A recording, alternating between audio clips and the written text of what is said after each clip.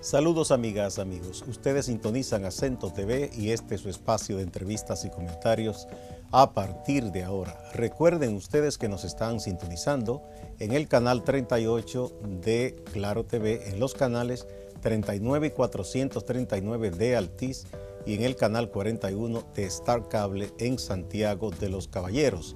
También a través de las páginas acentotv.do y acento.com.do. El tema de este día, a partir de ahora, el sector salud. Se está hablando de una posible reforma de esa ley. Y tenemos un invitado muy especial, el profesor Arismendi Díaz Santana, economista, un especialista en el tema, pero que además fue el diseñador, el creador de la ley que sustenta el Sistema Dominicano de Seguridad Social. Vamos a ver qué podemos hacer con esta ley y con este sistema. Vamos a una brevísima pausa antes de empezar la conversación.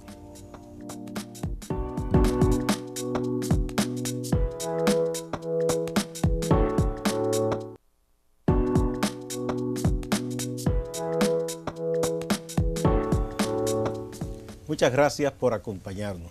Bienvenido, profesor. Es un gran honor tenerle aquí. Para mí también estar con ustedes por la función social que desempeñan a través de la página web y de este canal de televisión. Que hay que decir que usted nos honra también con su firma en acento.com.do. Muchas gracias. Lo hago con mucho gusto y eso es mutuo. Bueno, tenemos esta ley que ya tiene unos años. Con la ley, mucha gente que no contaba con cobertura de salud la ha obtenido, tanto por el sistema de pago como quienes son subsidiados, ¿verdad? Sin embargo, en los últimos años ha habido muchas críticas al sistema por los problemas que hay, porque resulta para alguna gente difícil entenderlo, las dificultades que hay para, por ejemplo, obtener algún servicio cuando envían a la persona que tiene que obtener una autorización de la ARS, que si va a la vida, que es la defensoría del afiliado, muchas veces no le responden con la celeridad que la gente quiere, que si al comprar las medicinas, a veces por algún componente dicen que entonces la ARS no cubre esa medicina. Eso por un lado. Por el otro está la queja de los médicos que dicen que las ARS les pagan muy poco, por ejemplo, por las consultas, y que ellos se ven obligados a cobrar un copago. Y ese copago se le carga al paciente. Y ahora el Colegio Médico con las sociedades médicas y otras asociaciones de profesionales o servidores de la salud están reclamando que la ley sea reformada. ¿Es necesario reformar la ley, profesor? Bueno, la ley tiene algunos puntos que ameritan una reforma urgente, yo diría. Pero lo primero que hay que preguntarse es, ¿para qué vamos a reformar la ley? Se supone que vamos a reformar la ley para mejorar la calidad de los servicios y aumentar la cobertura de los servicios de salud a la población que todavía está fuera del sistema. Es así, ¿no? ¿Verdad? Sí, eso sería lo ideal, ¿no? Exactamente. Que no se va a reformar para hacerla mala. Por lo menos así es que yo lo enfoco. Sí. Y así es que me imagino que los amigos televidentes lo enfocan. Es reformar para mejorar. Para hacerla mejor. Para colocar por primera vez, si se quiere, de manera real al afiliado, a la población, en el centro del proceso. Porque una de las quejas que tú estás señalando y otras que no has señalado todavía es que la población, mucha gente en la población siente que los más beneficiarios del sistema en lo que ha existido son las administradoras y los aseguradores y no precisamente la población que es la que financia con su esfuerzo, con su trabajo y con sus impuestos el Sistema Dominicano de Seguridad Social. Entonces, si el objetivo es mejorar la situación y darle mayores oportunidades a la población, entonces no solo hay que mejorar, hay que modificar algunos artículos de la ley, también hay que aplicar otros artículos que plantea la ley de reformas que no se han ejecutado nunca en la República Dominicana. Y en el tercer lugar, también modificar una serie de reglamentos que en la práctica reducen los derechos y las oportunidades de la población. Tú puedes tener la mejor ley del mundo y si un reglamento no está adecuado para garantizar que ese derecho sea efectivo en la práctica, entonces ese derecho queda anulado. La ley vale de poco. Exactamente. Entonces son tres niveles que hay que tomar en consideración. Vamos a comenzar por el principio. ¿Qué se necesita urgentemente de modificar de la ley? En primer lugar, no quiere decir que sea lo más importante, pero en primer lugar, el veto. El veto hay que regularlo para que funcione de una manera que no estanque el proceso. El veto es en el Consejo, ¿verdad? El veto es en el Consejo. El Consejo sí. Nacional de la Seguridad Social. Bueno, ¿Quiénes integran el Consejo para que la gente entienda lo del veto? Bueno, en el Consejo está integrado, originalmente parte de un principio tripartita, gobierno, empleadores y trabajadores.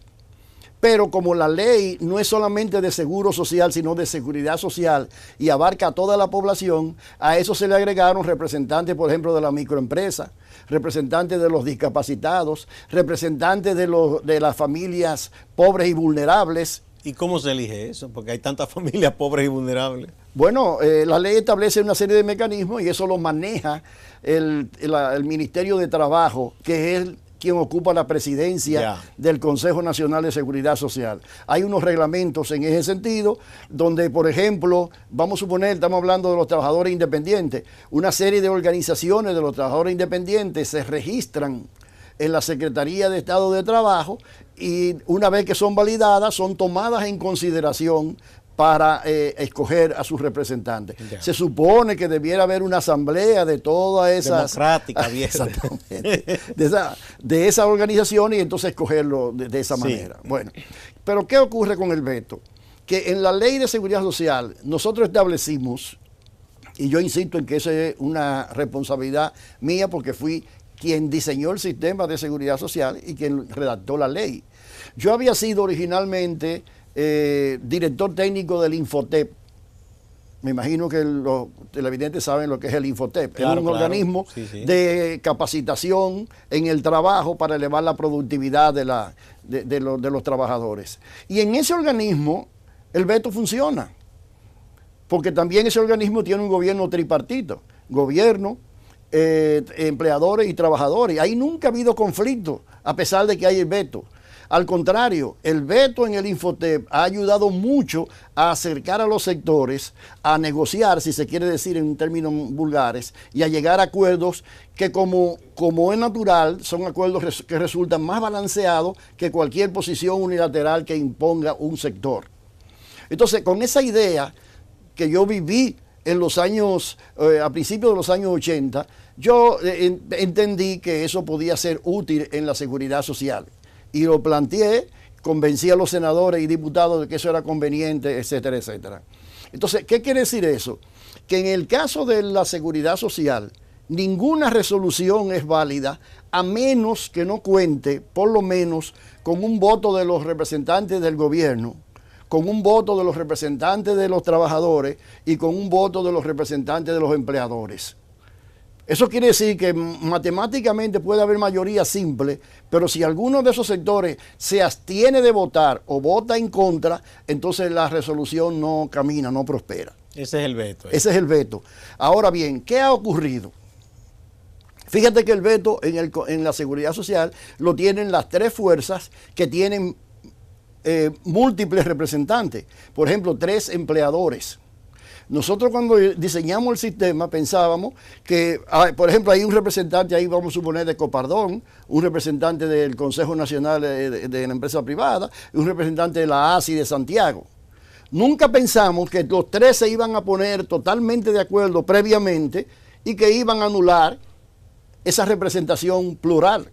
Porque si hay 3 personas y se ponen de acuerdo exactamente para hacer lo mismo, entonces ya no son 3 personas. Ya el equivalente es una sola posición. Exactamente. Entonces, eso es lo que ha dado como resultado que el veto haya privado al Consejo Nacional de Seguridad Social de tomar decisiones importantes para la población de manera oportuna y de manera equilibrada. Entonces, en este momento, o de hace mucho tiempo ya, se viene cuestionando ese asunto. Hay dos corrientes en ese sentido. Una corriente radical que dice vamos a eliminar el veto totalmente, y una corriente que es la que yo represento, que yo asumo que en las condiciones actuales no hay posibilidad de eliminar de cuajo el veto, lamentablemente, y que lo que hay posibilidad es de regular el veto para que no se convierta en una traba permanente de inhabilidad del Consejo Nacional, profesor, de Seguridad Social. Para hacer cualquiera de esas dos cosas, ¿sería necesario reformar la ley?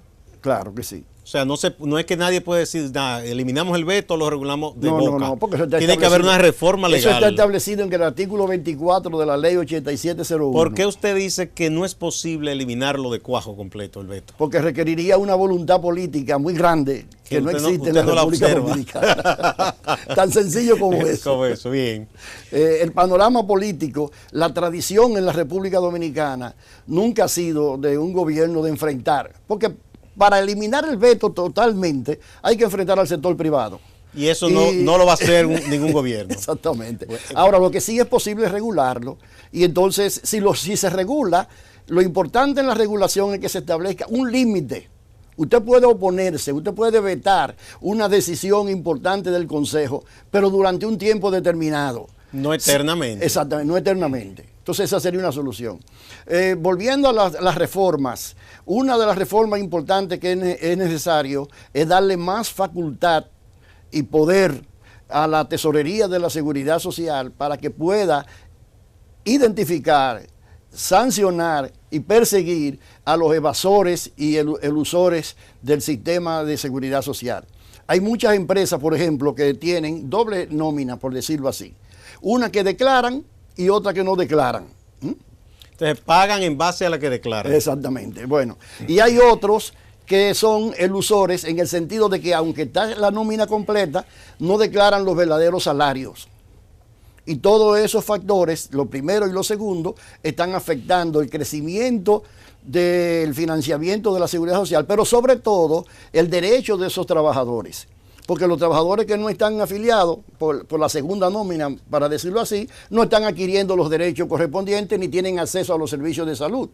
Y en el segundo caso, si una persona gana 60,000 pesos y lo están declarando por 30,000, le están afectando la posibilidad de una pensión mejor. Exacto, al momento de su pero por retiro. Mucho lo están afectando. Exactamente. Hay otra cosa que se ha dado de empresas que no pagan y después vienen con la amnistía. Sí, hay otro aspecto ahí que también fue una falla de nosotros a la hora de elaborar la ley, que tiene que ver con este tema.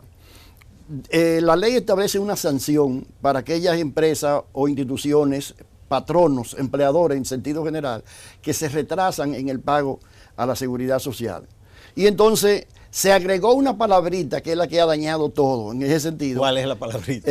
Dice, por ejemplo, que es el 5% mensual acumulativo. Esa es la palabrita. ¿Y por qué lo de acumulativo? ¿Por qué acumulativo? Porque si, por ejemplo, yo tengo una deuda contigo de 100,000 pesos, el 5% son 5,000. Pero si es acumulativo, a eso se le va agregando, se le va agregando, se le va agregando y tiene una función de interés compuesto. Entonces, por ejemplo, la tesorería ha señalado que eso significa en un año, por ejemplo, que en vez de la deuda ser de un 5%, llega a ser hasta un 80%. Porque entonces el 5% es sobre, un ejemplo, en ese ejemplo, de 100,000, más sumando los 105, más 105, y cada vez se reduce más y más y más. Exactamente. Sí, entonces se va multiplicando. Exactamente. Entonces, ¿qué hace eso? Que muchas empresas, aún queriendo ponerse al día, no lo pueden hacer porque ya la deuda es muy grande. Entonces, ese es un tema que está pendiente de resolverse en la Ley de Seguridad Social. Otro punto importantísimo en cualquier modificación de la Ley de Seguridad Social es la reducción de las comisiones de la administradora de fondos de pensiones, que todo el mundo sabe que es esa es la parte de la pensión. Exactamente, sí. Que es una barbaridad lo que están cobrando con relación a la función que están llenando y con relación a las expectativas que tiene la población de acumular lo suficiente para recibir una pensión digna al momento de su retiro. Esos son básicamente ¿Tendría los puntos. que en una reforma incluirse necesariamente la parte de las pensiones? ¿No se podría trabajar con la parte de la salud, que es la que a simple vista parece que hay más reclamos? No. Tiene que hacerse de conjunto. Sí, porque al trabajador hay que defenderlo integralmente, no solo Bien. la parte de salud, sino de pensiones. Ahora, Lo que pasa es que la gente no piensa mucho en lo de las pensiones porque quizás no Desgraciadamente- está pensando en que eso viene. desgraciadamente es así. Pero sí tú has tocado un tema interesante y es lo siguiente. En materia de la modificación de la ley hay también dos corrientes. Una corriente que habla de modificar todo. No, hay gente que dice que eso no sirvió, que hay que eliminarla completa. Exactamente. Y otra corriente que es la que yo favorezco, que es identificar los puntos críticos y resolver esos puntos Y críticos. salvar lo salvable. Exactamente. Porque si tú comienzas como intentó el gobierno hace 1 año y medio, a modificaba como 80 artículos de la ley. Eso crea una confusión en la población y hasta en los mismos congresistas, Y finalmente que no nadie modificó- sabe lo que no puede salir de modificó ahí. nada finalmente. Exactamente, no se logró nada. Sin embargo, si tú vas y buscas el artículo 24 y le pones un párrafo como yo planteo para regular el veto, si tú buscas el artículo 17 o 18 que habla de la tesorería y le da esas facultades, etcétera, o sea, cosas muy puntuales, muy Tú te has concretas. mencionado dos cosas importantes. Lo de la tesorería, ¿verdad? Que debe tener esa autoridad de imponer esa sanción y todas esas cosas para evitar esas evasiones y elusiones. Exactamente. Y ha hablado de lo del veto, que se sabe que muchas cosas ahí terminan y no se puede avanzar, porque se veta y se veta. Entonces, al veto se le podría poner un límite en el tiempo y quizá en el número de veto también podría Sí. ser. Mira, yo he planteado públicamente la siguiente solución, partiendo siempre de la base de que no hay la voluntad política en este momento para eliminarlo radicalmente. Tampoco creo en un planteamiento que hacen algunos, incluso el sector de salud, de que el veto debe ser exclusivo del Estado. O hay veto para todo el mundo, para todos los sectores que son Porque cosas, si, o si no está hay, o no compuesto hay. por diferentes sectores, no, Exactamente. no debe ser de un solo lado. Exactamente. Entonces, ¿cuál es la mejor solución de acuerdo a mi buen entender y a mi experiencia aquí y en otros países sobre ese tema? Por ejemplo, supongamos que tú eres representante de los empleadores, que son los que más vetan, como es natural, y se está discutiendo un tema importante y ustedes los vetan, ¿verdad? Entonces yo planteo agregar un párrafo al artículo 24 de la ley que diga, cuando un sector vete un tema específico, inmediatamente el presidente del Consejo de la Seguridad Social convocará dentro de los próximos 7 días una reunión especial del Consejo exclusivamente para conocer ese tema. Para El tema dilucidarlo y vetado. ponerle fin. Exactamente, el tema vetado. Entonces, si en esa primera reunión no hubiese quórum, porque puede ser que tú como vetador no vaya a la reunión, y si no va a la reunión es como si la estuviera vetando presente, o se mantiene el veto, entonces el presidente del Consejo vuelve y convoca a una segunda y definitiva reunión para conocer exclusivamente ese tema, y para ese tema ya no hay la O aplicación sea, en la del veto. segunda ocasión debe ya salir sí o Exactamente. sí una Entonces, solución. se vota por mayoría simple y el quórum es por mayoría simple. Bueno, eso sería una buena reforma. Exactamente. Entonces, ¿qué quiere decir eso? Que eso da tiempo a que se cultive el esfuerzo por llegar a Por el acuerdos. consenso. Por llegar a acuerdos, por el consenso.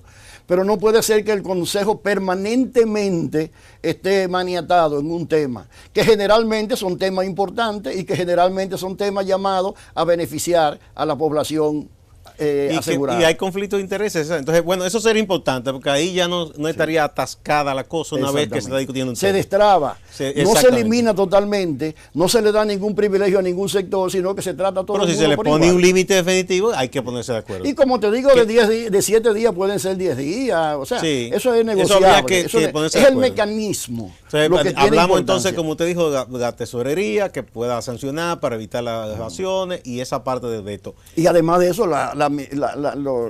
las comisiones de las AFP. Vamos a esa Sí. parte. Bueno, Pero antes de entrar en el FP, sigamos con la parte de salud, Ajá, profesor. exactamente. Hay quejas. Bueno, de la escúchame un segundito. Sí, sí. Entonces, eso es en cuanto a la modificación de la ley. Exacto. Que yo creo que debe ser puntual y no ponernos a discutir no en todos los general, artículos y la cosa sino por con el estilo. cosas Bueno, muy exactamente. puntuales en cada caso. Ahora bien, hay muchísimas cosas más que pueden beneficiar y que deben beneficiar a la población, como las que tú señalaste al principio, que no necesitan de una modificación de la ley. Por ejemplo, el establecimiento definitivo, por favor, por fin, de la atención primaria. Bueno, eso sí se ha anunciado. El establecimiento por primera vez después de 15 años de un plan básico de salud, porque el plan básico de salud es lo que manda la ley y eso no es lo que se está aplicando.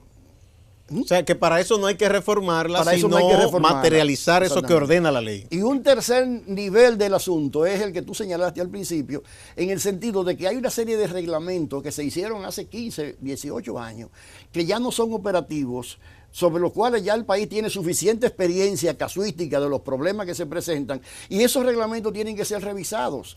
Pero revisados desde la óptica de beneficiar a la población, no de dificultarle las cosas.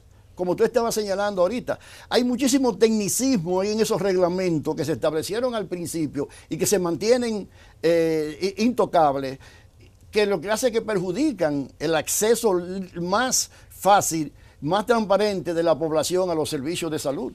Vamos a poner un puntito ahí. Vamos a entrar en detalle porque eso es importante, pero tenemos que ir a una pausa.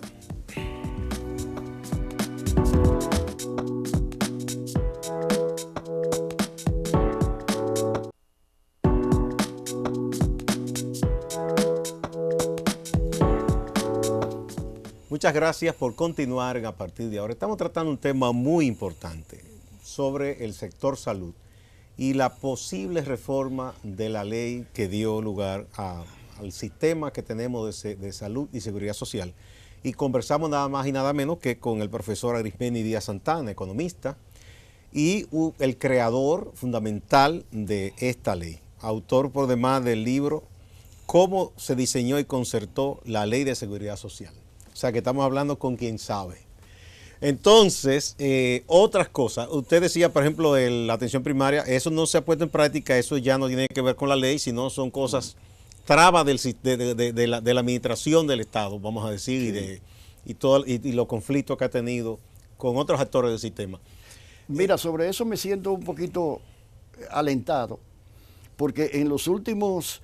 en el último enfrentamiento entre las administradoras de riesgo de salud y el Colegio Médico Andeclip, ha salido a relucir una cosa. En primer lugar, ADARS dice que ya ha avanzado bastante la CISARRIL en crear un reglamento que viabilice el inicio de la atención primaria. Un mandato del Consejo que era de 90 días y que se ha prolongado durante un tiempo, bueno, pero por lo menos si lo está reconociendo a ADARS es porque ya está cerca de eso. Ya en la parte estatal eso por un lado, se han abierto algunas clínicas de atención primaria. Sí, eso por un lado. Y por el otro lado, ahora dicen el Colegio Médico y Andeclip que la atención primaria, eso es una acusación que hay que analizar, que la atención primaria no se ha aplicado porque las aseguradoras, las administradoras de riesgo de salud se quieren adueñar del proceso. Eso quiere decir que se están produciendo cierto acercamiento en ese sentido, porque si ya la CISARRIL está próxima a presentar una solución en ese sentido, y ahora quienes realmente se han opuesto a eso, que son el Colegio Médico y Andeclip, están diciendo como que son los otros los culpables, se supone que quiere decir que están deponiendo una serie de actitudes y tienen ciertos niveles de entendimiento, exactamente, ¿verdad? Que hay cierto consentimiento a llegar a un punto en donde por primera vez... Con eso que usted mencionó, profesor, ahí tocamos otra parte del problema. Algunos dicen que es como una especie de verticalización del sistema, es decir, quien tiene una ARS tiene al mismo tiempo una clínica, un centro de servicio, ¿no? No. No. La ley fue tajante en eso. Pero hay denuncia de que se está produciendo. No de manera abierta. Si se está produciendo, se está contra de la ley y entonces los responsables de aplicar eso son las autoridades. O sea, que se pone que una ARS no debe tener un hospital ni nada. Mira, ninguna administradora de riesgos de salud puede tener, ni siquiera médicos, médico para dar consulta. No porque puede. Tiene médico para no puede evaluar. tener prestadora de servicio de Exactamente. salud. No puede ser prestadora de ninguna de las formas, por lo tanto tampoco de la atención primaria. Ah, bien, aclarado eso. Pero espérate, por el otro lado, porque tiene que haber una contrapartida. Ninguna prestadora de servicio de salud puede ser administradora. No puede tener una ARS. O sea, ¿verdad? estamos hablando de compartimientos Bien. estancos. Bien, porque ha habido denuncia de que parece que ellos de alguna manera Bueno, están... es posible, porque tú sabes que quien hizo la trampa. Sí. Pero si se determina Eso efectivamente de que hay algo en ese sentido, debe lo único que hay que eliminarse. hacer es aplicar la ley. Eliminarse. Eliminarlo, Bien. sí. Entonces tenemos otra parte que es la gente necesita los medicamentos. Y se han formado 2 o 3 cadenas de farmacia. Entonces, eso se ve constantemente, que la gente va con una receta y dice, bueno, pero esa que te recomendó el médico aquí no se distribuye. Entonces la gente tiene el problema que su ARS le cubre, ¿verdad?, determinada cantidad de medicamentos, pero si ahí no venden parte de lo que le han recetado, si ya consciente en usar su ARS para cubrir una parte de esa farmacia, tendría que comprar con su bolsillo, sin nada de cobertura, en otra cadena de farmacia, el otro medicamento que esa cadena no trae, que lo trae otra.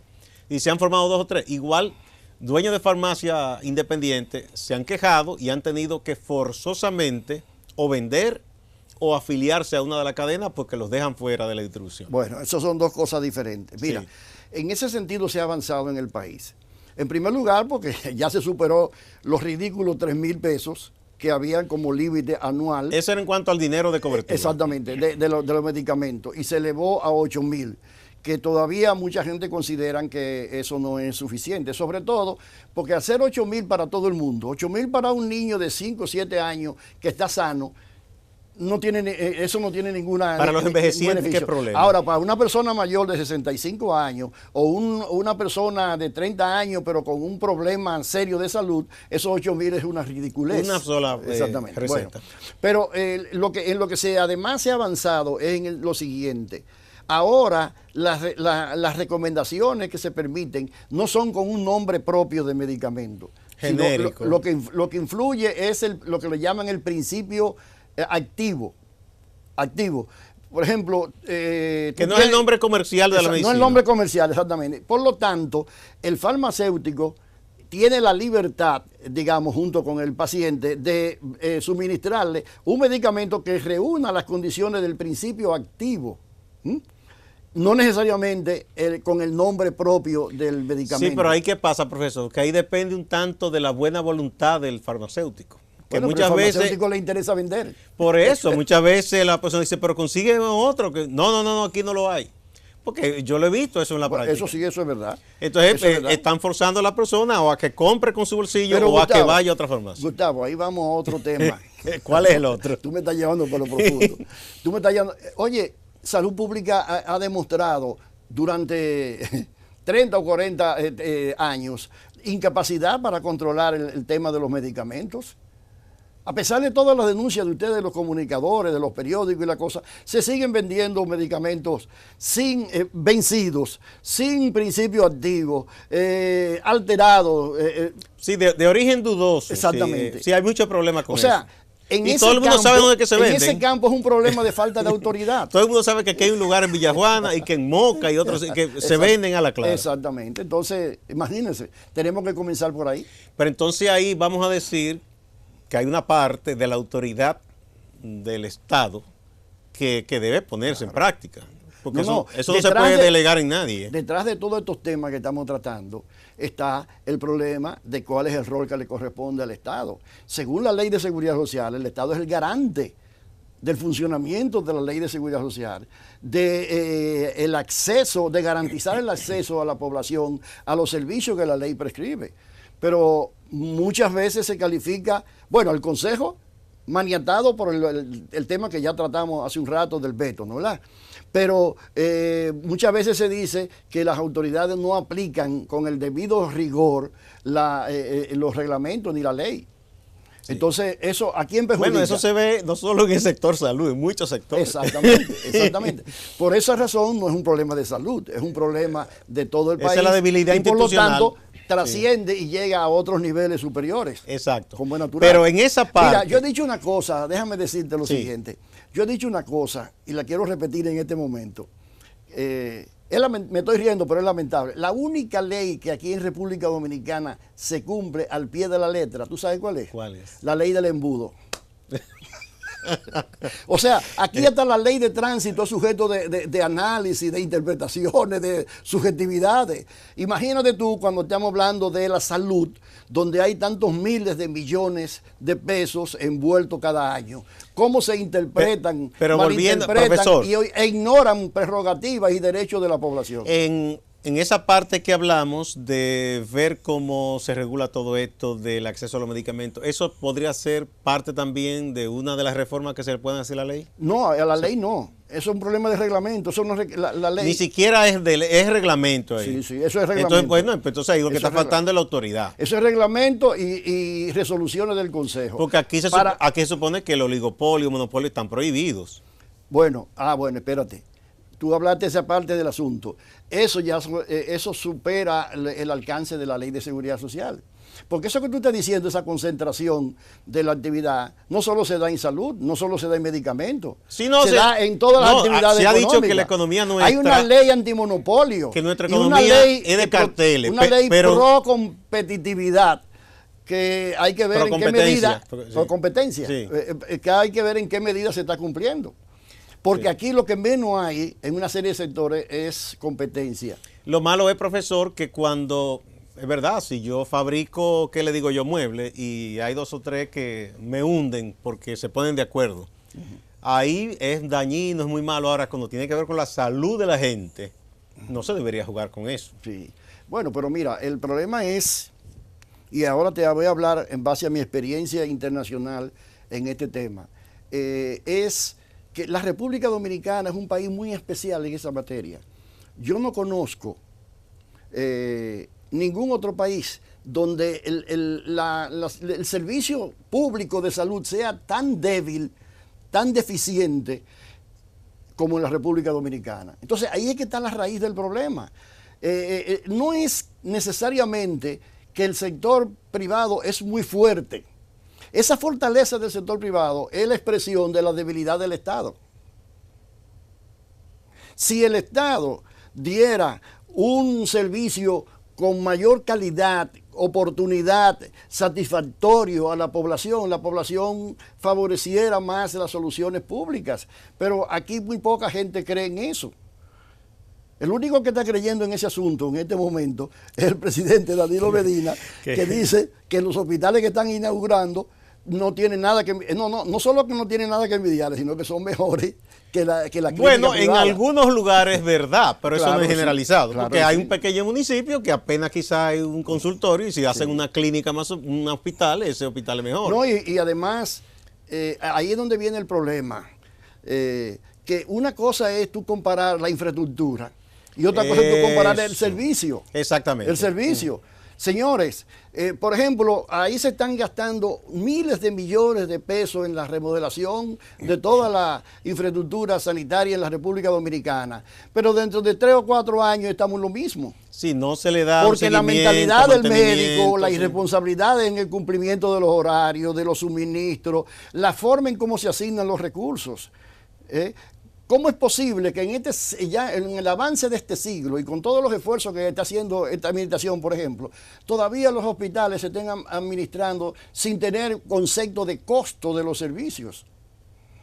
Todavía se están asignando los recursos a los hospitales sin tomar en consideración realmente la demanda que la población hace a ese centro de salud.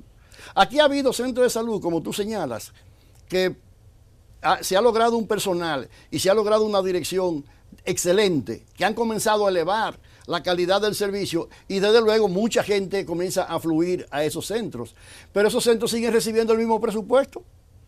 Entonces el resultado es que llega un momento en que ya no pueden resistir.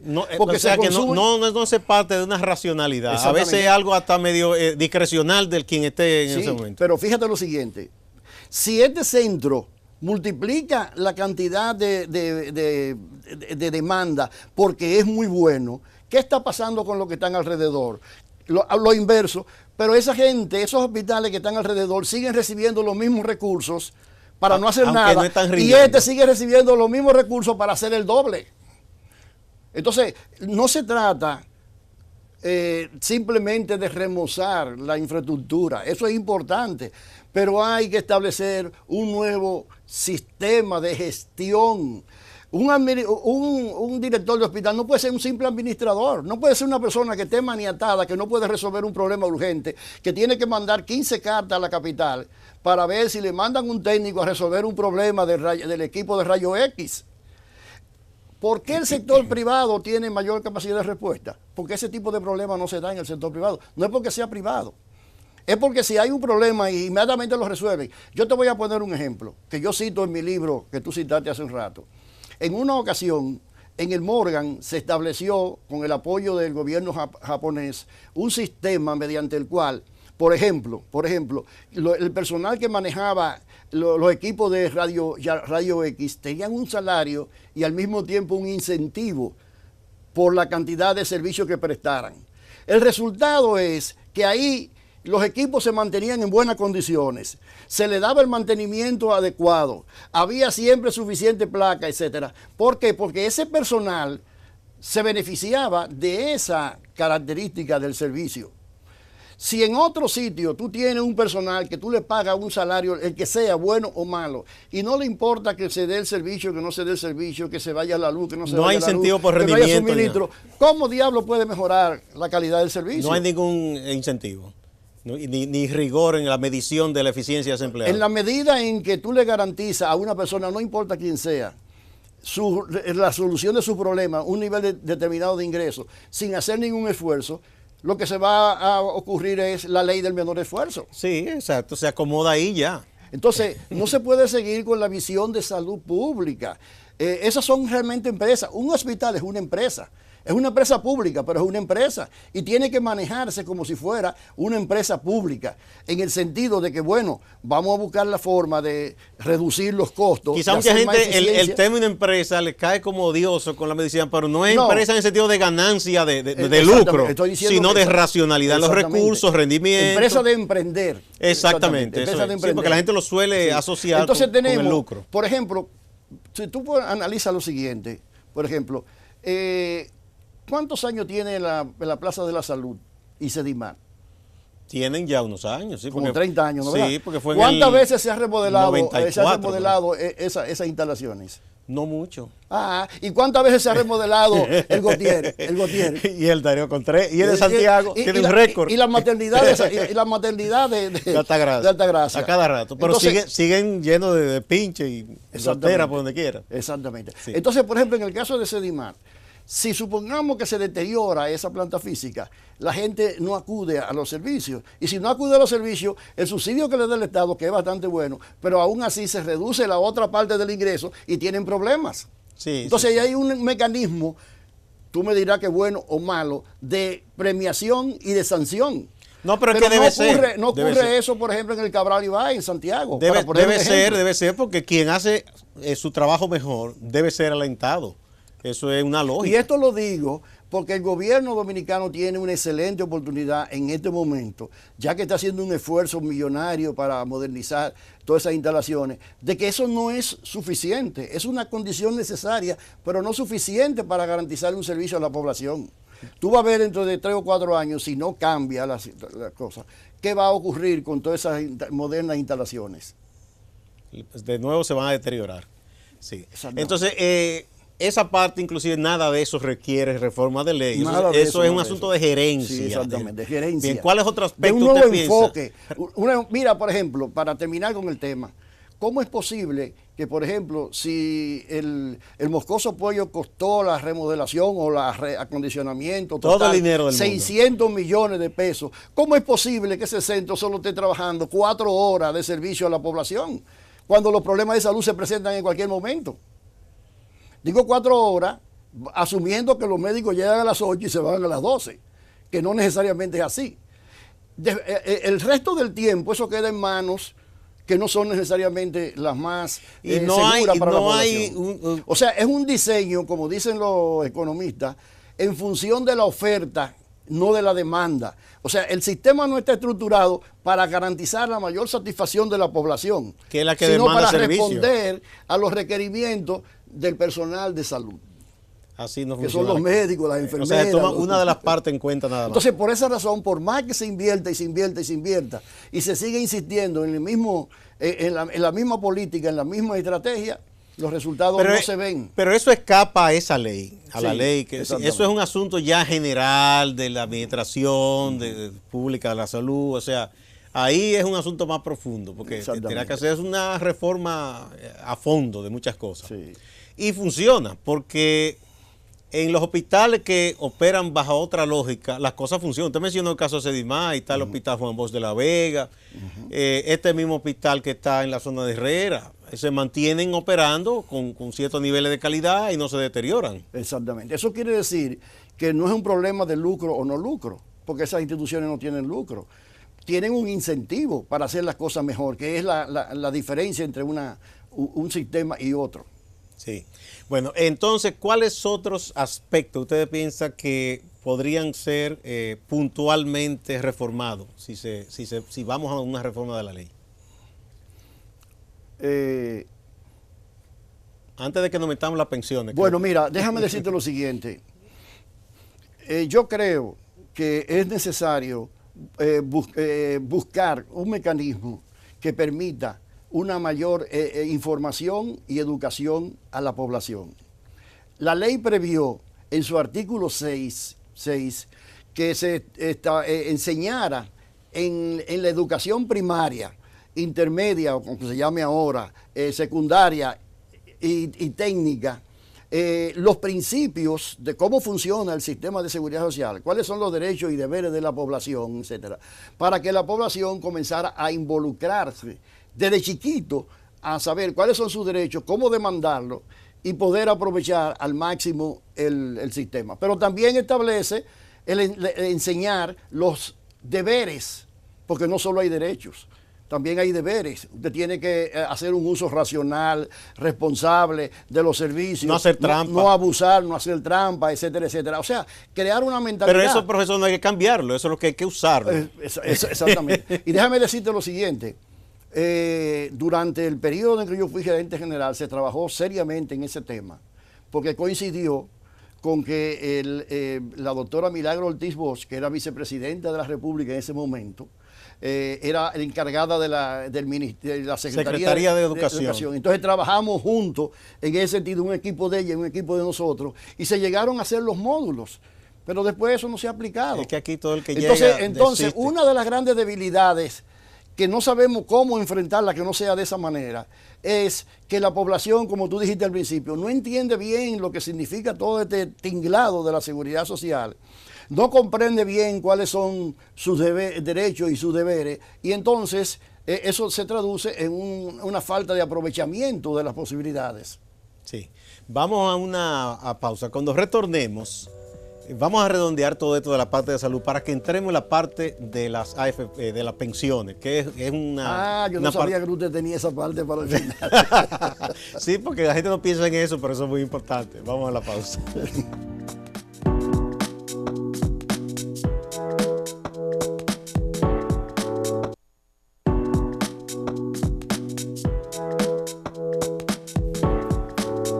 Muchas gracias por continuar en A Partir de Ahora. Estamos conversando sobre el Sistema Nacional de Salud, pero también en sentido general de la seguridad social, con el profesor Arismendi Díaz Santana, que fue autor de la ley que sustenta el sistema. Y ahora vamos a entrar en la parte de las pensiones, que la gente no suele pensar en eso, pero hay que pensar porque un día usted ya... las fuerzas le van a abandonar, debe retirarse y de algo tiene que vivir, y si usted ha cotizado, necesita una pensión. En el sistema de pensiones, ¿qué piensa usted que se podría reformar? También hay mucha gente que dice eso hay que eliminarlo y que le den el dinero acumulado a la gente y empezar de cero. No. El tema de pensiones es un tema bien apasionante, pero tiene la debilidad, como tú señalaste, de que la gente lo ve para un futuro y ese futuro nunca llega. Y cuando viene a ver, nos alcanza la vejez sin haber tomado las decisiones correspondientes. Nosotros tenemos como dominicanos una cultura cortoplacista, y esa cultura es mucho mayor todavía en el nivel político. Ah, no, que eso lo haga la próxima administración. Porque y entonces la próxima el político administración quiere hacer cosas que se vea para buscar ventaja. Y sobre eso también. Ahí en pensiones no hay que construir ningún hospital, ni hacer nada majestuoso, ni mucho menos, porque eso es un fondo de ahorro para el retiro, y por lo tanto eso es un poco intangible para la población. Pero la verdad es que hay que tomarse en serio ese tema. ¿Por qué hay que tomarse en serio ese tema? Porque todos los estudios que se han realizado, nacionales, de expertos nacionales y de organismos internacionales, dicen que en el mejor de los escenarios la población no va a recibir lo suficiente como para vivir sus últimos años con dignidad. Dignidad, digamos, para definirlo de alguna manera que los televidentes puedan apreciar, una pensión digna en el mundo se entiende que debe estar alrededor del 70% del salario. ¿Y aquí en cuánto es que se ha proyectado eso? Y los estudios aquí, algunos lo sitúan en un 22%, otros en un 26%. La CIPEN, la Superintendencia de Pensiones, lo ha situado en un 33, 34%. Pero imagínese usted una persona que gane, qué sé yo, 20,000 pesos y le den el 30%, 22. 6,000 pesos. A morirse. Claro. Pero hay otro aspecto, profesor. Entonces, mira cuál es el problema. Que si eso no se enfrenta ahora, nosotros, a pesar del desarrollo, a pesar del crecimiento, lo que vamos a tener es más pobres y más indigentes en el futuro. Y una población que ya no puede trabajar y tendrá que ser asistida. Entonces, ¿qué va a hacer esa población? En primer lugar, se va a sentir frustrada. En segundo lugar, va a ser un número mucho mayor. Va a tender a organizarse y a hacer presión sobre el Estado. Bueno, con la fuerza que le quede, pues gente envejeciente. Bueno, digo presión social. Sí. Pero tú lo estás viendo en España, sí. Y tú lo estás viendo en Europa en sentido general, en Argentina. Hay otro problema, profesor, que también tiene que ver con la parte de la salud. Y es que, por ejemplo, ya una persona llega a la edad de retiro, supongamos incluso que obtenga una pensión de 33, de lo que fuere, ¿no?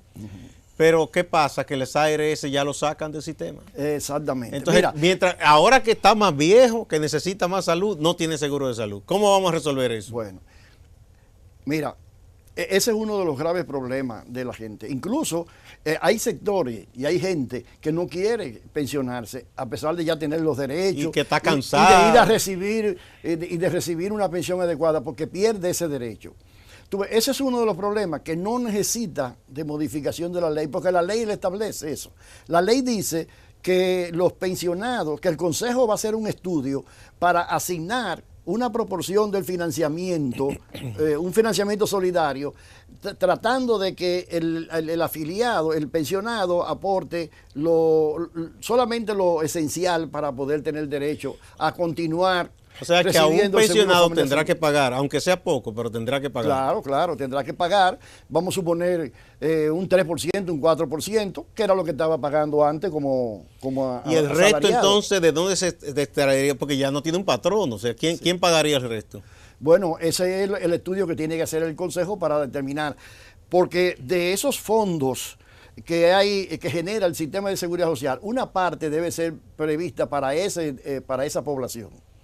Pero no se ha hecho todavía. No se ha hecho todavía. Pero fíjate lo siguiente, para que tú veas lo que es nuestro país, que es un generador, lamentablemente, de desigualdad social, que es mi último libro.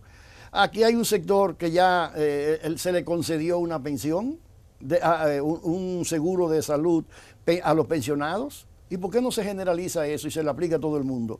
Porque hay un sector que hace presión. Entonces, ¿es la presión lo que vale o es el derecho constitucional o legal lo que importa? Porque es que, bueno, aquí sí, se hacen, bueno, casi todos los años los presidentes, aparece una lista de personas pensionados, pero a veces ni han sido servidores públicos ni nada, ¿no? Ese es otro tema, ese es otro tema que toca a ustedes, los comunicadores y esas cosas.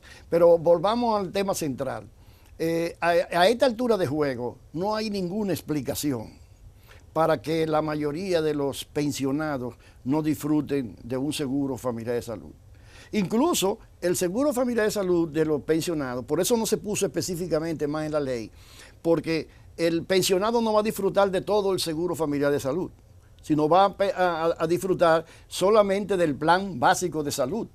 Porque tú sabes que en el seguro familiar de salud hay subsidio por maternidad. No, ya una persona ya, suponer que sea una mujer, ya no va a estar en edad de parir niños. Por esa razón había que hacer un estudio para decir, sí, bueno, estos costos se no va entran, descontando esa parte. Esto es lo importante para la población.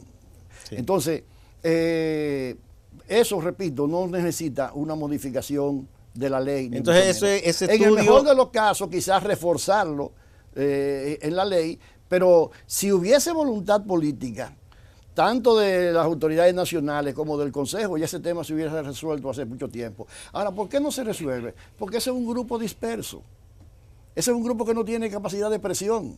Eso no es como los maestros que paralizan la educación o como los médicos que paralizan los hospitales. No, porque una persona que ya entra en la etapa de retiro puede ser alguien que esté en el sector público, a veces otro en el privado. Están ignorados hasta por la propia familia. Sí, van dejando. Muchas veces. Pero eso va a generar un problema social muy grave. Claro que sí, definitivamente. Entonces nosotros no podemos ir hacia atrás, ir a acumular más pobreza, más indigencia, más insatisfacción. Pero déjame decirte una cosa ahora. El sistema previsional de pensiones, como lo conoce la gente, no solo está en crisis en República Dominicana, está en crisis en el mundo entero. Bueno, esos son grandes debates se están dando. Exactamente. Sí. Yo estoy terminando un trabajo que cuando lo tenga listo lo voy a publicar y lo voy a difundir, etcétera, donde se demuestra que es necesario una reforma profunda, que ni el sistema de reparto es capaz de garantizar una pensión digna, ni tampoco el sistema de capitalización individual. ¿Por qué? Porque los avances científicos han prolongado considerablemente los años de vida. Entonces no se puede seguir pensando en 60 años, porque cuando los sistemas de pensiones en América Latina, en los años 40, 30, etcétera, se establecieron, la esperanza de vida no llegaba ni siquiera a 60 años. Pero la esperanza de vida ha ido ampliándose y al mantener el umbral de los 60 años, los años de retiro han ido incrementándose y por lo tanto el costo... Otro problema, no sé si será nuestro caso, pero por lo que uno ve que pasa en Europa y otras zonas del mundo, es que las familias tienden cada vez a tener menos hijos. Entonces no puede ser solidario de reparto así porque entonces habrá muchos ancianos que viven más tiempo ahora y menos gente joven en la edad productiva. Que sostenga el sistema, exactamente. Eso es un problema grave. Ahora, un punto que sí requiere de la modificación de la ley en materia de pensiones, además de la parte de la comisión de las AFP, es que hay necesidad de tener el valor político de plantear un aumento de la cotización al régimen previsional. Originalmente eso era el 12%, pero hubo que reducirlo por una serie de circunstancias de que los empleadores y los trabajadores comunicaron que no podían pasar del 21%. Entonces, el sacrificio no se hizo a salud, porque salud es una prioridad mayor en lo inmediato, sino se hizo a la parte de pensión. Lo menos que debe una reforma de la ley de seguridad social es llevarlo al 12%. En la parte previsional. En la parte de pensiones. Ahora, Gustavo, todo el mundo está haciendo eso, pero lo está haciendo en forma gradual.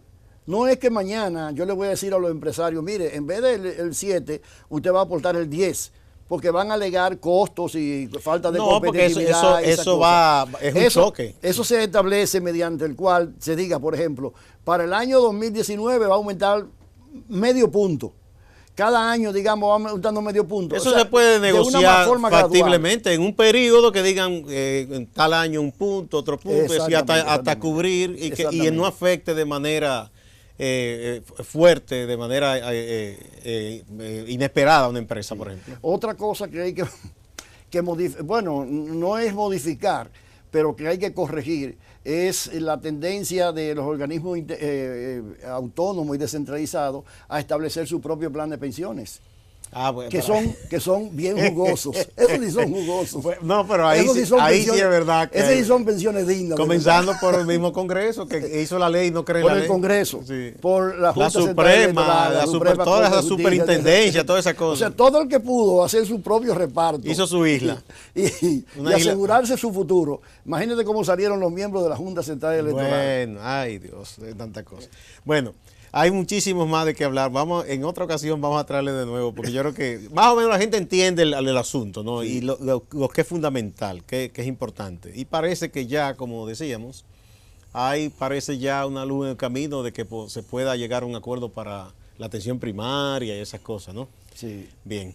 Muchas gracias al profesor Arismendi Díaz Santana por explicarnos qué se puede hacer con nuestra ley de seguridad social, los aspectos que puntualmente se pueden reformar, lo que deben fortalecerse, lo que no corresponde a una reforma, sino a una decisión del Consejo o a la Administración de Salud del Estado Dominicano y que debe hacerse lo necesario para que la gente no tenga que sufrir muchísimas carencias y exclusiones, que es lo que la gente se ha estado quejando, ¿no?